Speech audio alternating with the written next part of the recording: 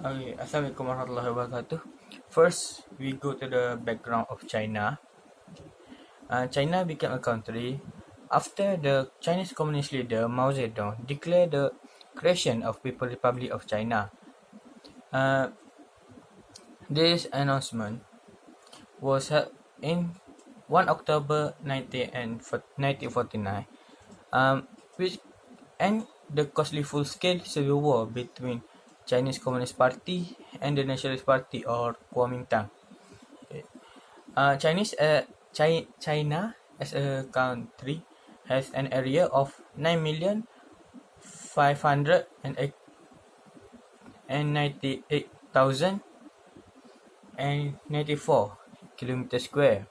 With this large area of their country, it shares many borders with other countries like um, Afghanistan, India, Bhutan, Kazakhstan, Kyrgyzstan, North Korea, Mongolia, Laos, Myanmar, Nepal, Pakistan, Russia, Tajikistan, and Vietnam border. It also border with Brunei, Indonesia, Japan, South Korea, Malaysia, Taiwan, and Philippines on the sea. Okay, next we go to the China geography. China geography is distinguished by numerous splendors. From the highest mountain in the world, Mount Everest, which is situated in the Chinese-Nepal border, in the Uyghur Autonomous in the region of the Xinjiang region, Lake Aydin, the lowest point in the Turfan Depression is 500 feet. China coastline varies from south to the north dramatically. It has many harbors and outlying islands to the on the south side of Hangzhou Bay, with rocky and indented terrain. The shoreline is flat and sandy to the north, except for the Shandong and Liaodong peninsulas. Next, we go to the mountain areas in China. To the southeast of the North Easterly Plain is Changbai Mountains, Guangchai Mountains, and Wanda Mountains, sometimes called the Changbaishan Mountain or the Forever White Mountains. It divides sometimes opens between 1,500 and 3,000 feet. The surrounding area is characterized by in various areas in high peak and cliff. Okay, Mount Baitu, which is tall and 2,744 meters, is the tallest mountain in the area.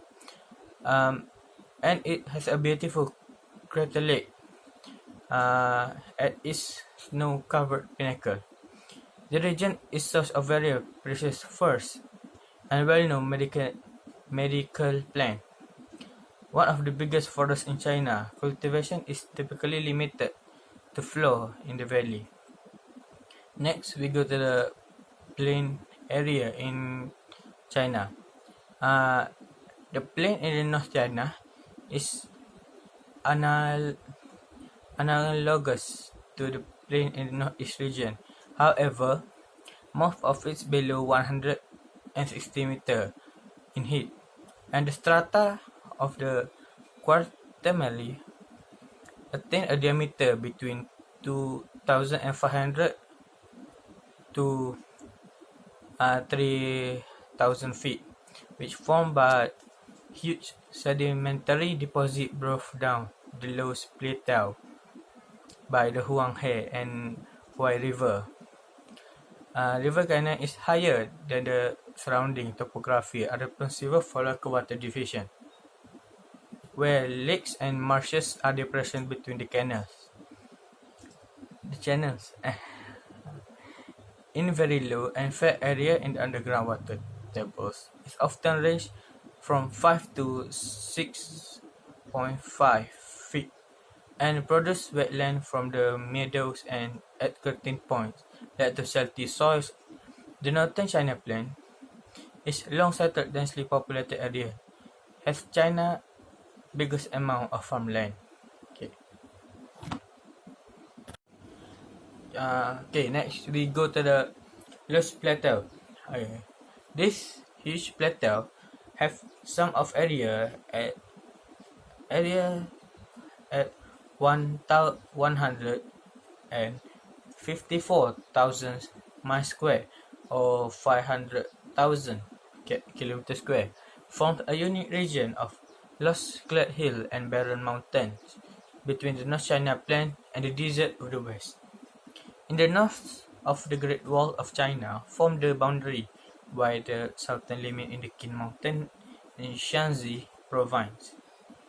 The average surface elevation is roughly 4,000 feet, but individually range of wet rocks are higher, reaching 9,825 feet in the Liupa Mountain.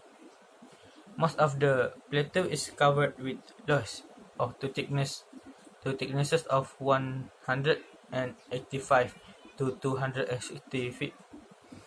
In the northern Shanxi and eastern Gansu province, the loess may reach much greater thicknesses. The loess is particularly susceptible to erosion by water and ravine, and the gorge crisscross the plateau. It has been estimated by that ravine cover approximately half the entire region, with erosion reaching depth of 300 to 950 feet. Okay, uh, that's all from me, and I give the stage for the next presenter. I will present about the demographic profile. Firstly, about the population. Based on the Worldometer China amplification, according to the most recent United Nations figures, China's current population that have been calculated on 29 June 2021 is 1,444,827 and 424. Mid-year of 2020, according to UN data, China population estimated at 1,439,323 and 776. Citizen of China is corresponding to 18.47% of the world population. China is the first in the list of the countries on the world that counts independency by the population. For the China, population compactness is 153 per kilometer square and 397 people per meter square. China have 9,388 and 211 kilometer square for their total land. For urban people in this country on year 2020 is 8,750,75 and 919, and the median age for China is 38.4 years. The most citizens that have much population in China is Shanghai, and the cities that have least people is Hubei. Second, I will present about the economic sector. United is the largest global economy, but China has become the second largest in the global. China, on the other hand, is the world top exporter and possesses the world's greatest exchange reserve. For the future, IMF forecast China is expected to keep growing at its current rate. The projection indicate that China will overtake the US as the world's largest economy. Manufacturing, service, and agriculture are the largest sector of the economy China. In 1980 and 1990, China has focused on the market-oriented reforms, whereas the previous two five-year plans focus on more balanced growth. It enhances wealth distribution as well as environmental conservation. Economic growth in China has recent decades have been driven by export. Manufacturing is now become reliant on domestic consumption. The perception on China since 1980, their expectation as predominantly low-cost manufacturing hub. It will bring them effectively in serving as an inexpensive producer for global brands. Nonetheless, their economic growth slowed to 2.3 from 8.5% in 2019. It because due to pandemic of COVID-19. The pandemic COVID-19 had worse effect, especially year 2020 on the global economy. Nevertheless, China government has been emphasizing its effort on the service industry, especially in sector, for example, in finance, logistics, education, healthcare, and it also aiming to boost the rank among top exporter in the transportation and construction industry. Three sector economy that drive China's economy. Firstly, manufacturing, and second, service, and three, agriculture. Firstly, about manufacturing, China is a country that makes and sold a lot of goods compared to the other countries in the world. The variety of China is vast as steel, iron, aluminium, textiles, cement, chemicals, toys, and electronic, railcar, ship, aircraft, and also many other types of the product that China manufacture. China is a global leader in variety of industry. Air conditioner made in China is 80% of units sold. China manufacture 45 times more personal computer per person than the United States. China also a global retailer of solar cell, telephones, shoes, and ship. Furthermore, China has a flourishing in sector automobile manufacturing industry. China automobile industry emerged out of national focus in 1990. During a decade, China's automakers nearly tripled total vehicle production, despite the fact that automobile consumption fell after 2005. The bulk of the cars produced were headed for the export market, as the majority of China's inhabitants were unable to afford them. Basically, the merchandise manufactured by Chinese are regularly churned out for official use, or they are used instantly ships that things to the outside to users from outside the country. Different with the other, Chinese workers have generally consume high-end produce for good themselves. A problem that is amplified China is government devalue the Chinese yuan. As a outcome, actually Chinese wages have dropped. Second is service. On year 2030, there are only two nations that have bigger service output than China, which is Japan and United States. A flourishing service sector is a reflection of strong domestic consumption and rising disposable weight. To put another, Chinese is obtaining the ability to pay for their own production service. On 2010, a global research, the service accounts for 43% of overall production, but this will be less manufacturing sector. Agriculture, on the other hand, continues to employ more than service. This is common occurrence in more developed countries. Prior to 1978, economic reform, China had no shopping malls on private retail markets. However, there is youthful spirit and expanding service economy in 2015, which has boosted tourism, which resulted in explosion device for the internet and phones.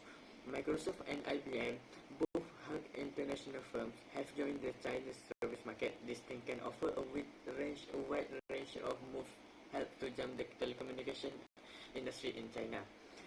Lastly is agriculture. Save for China, India, and the United States, China has about 300 million Chinese farmers, which is greater than the population of any country except China, India, and the United States. Rice is the common grain that important China agriculture product. Yet the country is also incredibly competitive with tobacco, potatoes, peanuts, meat, fish, soybeans, corn, tea, and oilseeds. Farmers also export the most amount of vegetable, fruits, and unique meats to neighboring countries and region. On the per capita basis, China agriculture economy is among the least productive in the world, according to comparable figure.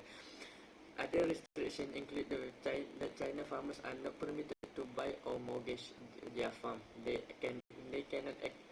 can't acquire finance to buy better capital equipment, which will be crucial for development and innovation. Inflation rate in China. Based on statistics of inflation rate in China from 2010 to 2020, we can see the highest inflation rate in China is in 2011, which is 5.4%, and the lowest inflation rate in China is in 2015, which is 1.44%. Inflation rate is a measure by the changes in Consumer Price Index (CPI). The CPI is a weighted average measure of the price of a goods and service that are primary needs of consumers. This includes the expenses of groceries, rent, telecommunication, transport, labor costs, raw material, for example, gas and oil, and taxes. Causes of inflation. There are two types of inflation. The first inflation is cost-push inflation. This inflation happens when the production cost is increased. This leads the higher cost in the finished product and affects the consumer price. In other words, cost-push inflation means prices have been pushed up by increase in cost of any of the four factors of production, which is labor, capital, land, and entrepreneurship. The causes of this inflation is shortage, wage inflation, and natural disaster. The second inflation is demand pull inflation. This inflation is caused by the increased expenditure in the economy. When the expenditure rises, the demand for the product also rises. Demand pull inflation occurs. There is an increase in aggregate demand categorized by the four sections of the macroeconomy, which is household, business, government, and foreign buyers. Analysis of unemployment data at 1995 until 2002. The unemployment rate rose very rapidly, so it shed a large number of workers. The unemployment rate rose very rapidly, 1% for the year. There were also some other provinces that suffered worse than others. For example, the Northeast, South, Central, and Southwest regions of the country showed the largest increase in labor rates. It is also the region with the highest number of soil layoffs. For example, in the Northeast region, about 7.3 million workers were laid off during the period. Some groups experienced higher unemployment than others. For example, the unemployment rate for young women without a college education was 18.3% and 14.5% for young men without a college education. So, analysis of unemployment data at 2002 until 2003. The unemployment rate continued to rise until 2003 and began to decline to 4.35% in 2007. The unemployment rate was increased drastically because of broad coverage increasing. So, analysis of unemployment data at 2002 until 2009.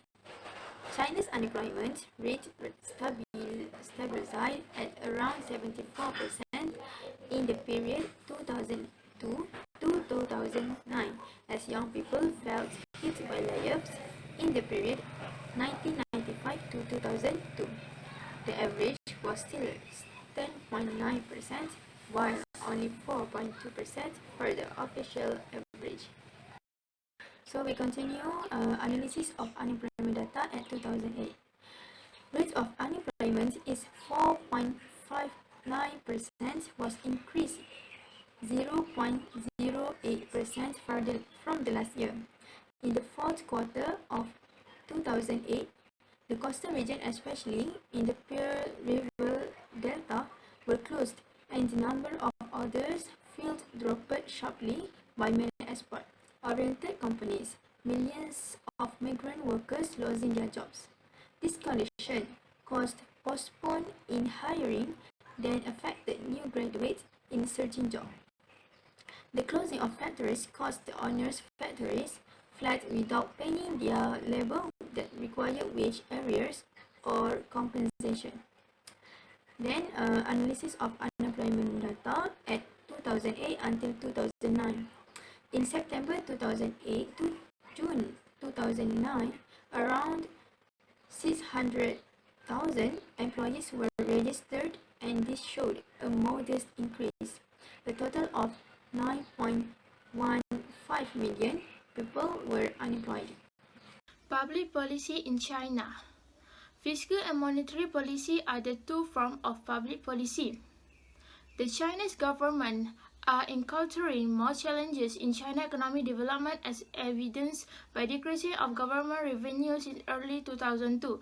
The relatively high number of non-performing loans in the financial sector, reduced demand in rural areas, and continuous employment pressure. This continues to promote domestic demand through proactive fiscal policy and monetary policy. It can be required to resolve the economic challenges that China is facing. Okay, then the China government continues to pursue an aggressive spending policy to boost domestic demand because of the slow recovery in early 2002. The Chinese government is cognizant of the implicit fiscal obligation emerging from non-performing loans in the banking sector, state-owned firm restructuring, and an underfunded pension system, as well as the explicit concern posed by mounting fiscal deficit and public debt. The effort that will be made are implementing a medium-term budgetary framework and pushing various reforms that include as financial system overhauls, state-owned companies, and the social safety net that used to control medium-term fiscal risk. The People's Bank of China (PBOC), under the direction of the State Council, formulates and implements monetary policy, prevents and resolves financial risk, and maintains financial stability in China. Okay, what is the objective of PBOC? The PBOC objective is to maintain price stability in the domestic market, to stimulate economic growth, to control the exchange rate. Okay. Is to adjust the money supply and ensure reasonable expansion in credit aggregates. The PBOC will employ monetary policy instruments in a flexible manner. Okay, then the PBOC will push for interest rate reform and encouraging interest rate to play a full role in the adjustment of fund demand and supply, as well as resource allocation optimization.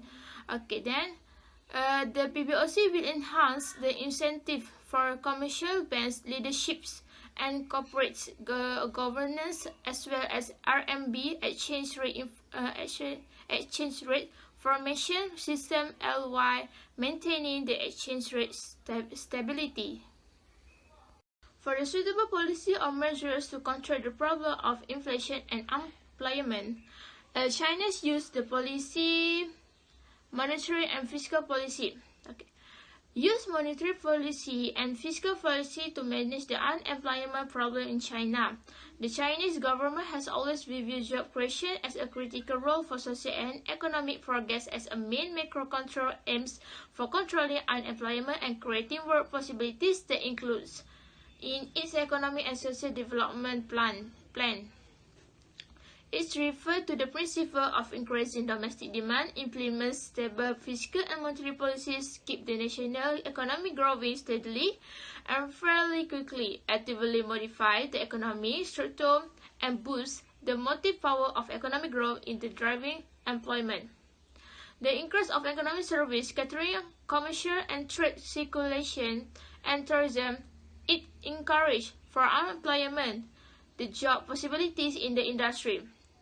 Next, the Chinese government had focused in utilizing its labor resources to build labor-intensive industry, particularly private and self-employment business, as well as medium and small enterprises (SMEs) with larger employment capacity.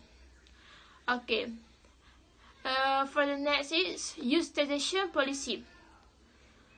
We give a small loan and give interest subsidy to the support employment. Is for them for open the business. When we support them to realize self-employment to start up their own business. Then support SMEs development to expand employment. Use monetary policy and fiscal policy. Okay. Use tightening monetary policy to slow the rising price that had loomed over Chinese economy. Factor prevents significant inflation because of domestic sources. Now, the inflation caused by an external issue and cost-driven. To combat inflation, the administration was concentrating on tightening policies. The PBOC said that it would strike a balance between controlling inflation and increasing economic growth to ensure a steady and rapid economic development. Okay, for the central bank, that would make minor adjustment to its policy in the second half, urging financial institutions to expand loans to essential industry and weak oligarchs, recommended tighter supervisions of foreign exchange to avoid the risk of massive outflow. Okay. For the problem inflation and employment, my recommendation about fiscal policy and money policy for our employment in China that we can use is, first, expansionary fiscal policy. And the second is expansionary monetary policy. And for my recommendation for inflation in China is contractionary fiscal policy.